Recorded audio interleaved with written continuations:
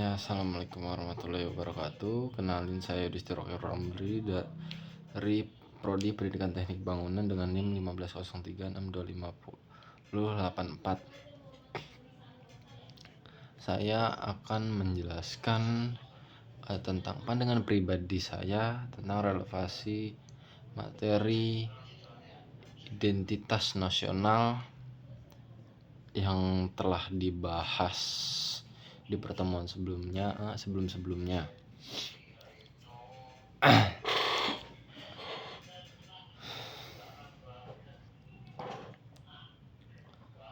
Pemahaman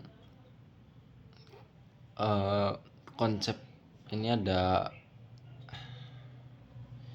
pemahaman 4 konsep yang ada. 4 konsep ini ada apa aja sih? Yang pertama identitas nasional, integrasi nasional, konstitusi yaitu UUD 1945, dan yang keempat hak dan kewajiban warga negara. Yang pertama, apa sih identitas nasional? Identitas nasional adalah ciri khas bangsa Indonesia yang membedakan kita dari negara lain, berupa bahasa, budaya, sejarah, dan nilai Pancasila. Kedua, integrasi nasional adalah proses menyatukan keberagaman suku, agama, budaya, dan wilayah menjadi satu kesatuan bangsa yang utuh. Ketiga, konstitusi, yaitu Undang-Undang Dasar 1945 sebagai dasar hukum tertinggi yang mengatur kehidupan berbangsa dan bernegara, sekaligus menjamin identitas serta integrasi nasional. Yang keempat, hak dan kewajiban warga negara. Hak kita misalnya memperoleh pendidikan, kebebasan berpendapat, dan perlindungan hukum. Sedangkan kewajiban kita adalah menaati hukum, membela negara, dan menghormati hak orang lain. Keempat konsep ini saling berkaitan. Identitas nasional sebagai fondasi, integrasi nasional sebagai alat menjaga persatuan, konstitusi memberi payung hukum dan hak, serta kewajiban warga negara memastikan setiap individu berperan aktif menjaga identitas serta integrasi bangsa. Hal baru yang paling berkesan bagi saya adalah kesadaran bahwa identitas nasional bukan sekedar simbol seperti bendera atau lagu kebangsaan, tapi nilai hidup yang harus diinternalisasi. Pandangan saya berubah menjadi menjaga identitas nasional berarti menjaga integritas diri sebagai warga negara. Dalam kehidupan nyata, saya melihat fenomena sosial di mana budaya asing begitu mudah masuk lewat media sosial. Banyak generasi muda lebih bangga menggunakan bangsa asing dalam konten digital, sementara bahasa Indonesia sering diabaikan. Hal ini bisa memicu krisis identitas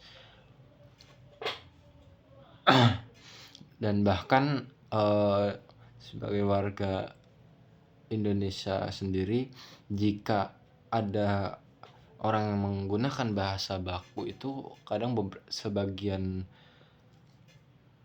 masyarakat tuh kayak malah menjadi asing mendengarnya, padahal itu adalah sebuah bahasa yang seharusnya diucapkan sehari-hari, ya kan.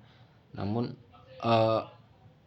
jika ada orang yang berbicara seperti itu malah dikucilkan karena dianggap aneh, karena cara penggunaan bahasa yang sering digunakan sekarang, apalagi yang banyak digunakan oleh anak muda itu ada campuran dari bahasa asing dan bahasa yang ya bisa dibilang kotor lah. Jadi bahasa-bahasa yang kurang formal, yang ya sebutannya ya bahasa tongkrongan lah, ya kan.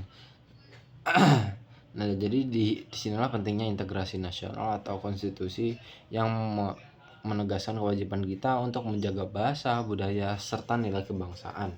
Sebagai contoh, saya bisa menggunakan teknologi untuk memperkuat identitas nasional, misalnya mempromosikan budaya lokal melalui medsos, Dengan begitu, globalisasi tidak melemahkan, tetapi justru memperkaya identitas negara. Kesimpulannya, identitas nasional, integrasi nasional, konstitusi serta hak dan kewajiban warga negara adalah satu satuan yang tidak bisa dipisahkan. Memahami dan merefleksikan keempat konsep ini membuat saya lebih sadar akan peran saya sebagai warga negara, menjaga persatuan, menghormati hukum, dan tetap bangga pada jati diri bangsa. Pokoknya identitas nasional ini tuh semakin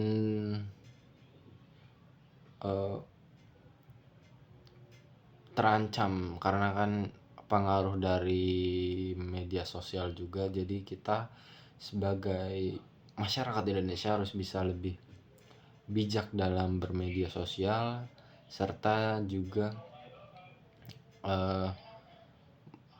dalam setiap menerima informasi itu harus dipilah-pilah, jangan sampai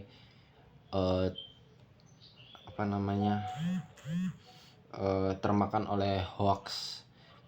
Mungkin ya salah satu mungkin hoax yang berbahaya tuh misalnya bahasa Indonesia adalah bahasa yang buruk atau gimana gitu. Jadi kita jangan sampai termakan oleh hoax seperti itu. Kurang lebihnya mohon maaf. Wassalamualaikum warahmatullahi wabarakatuh.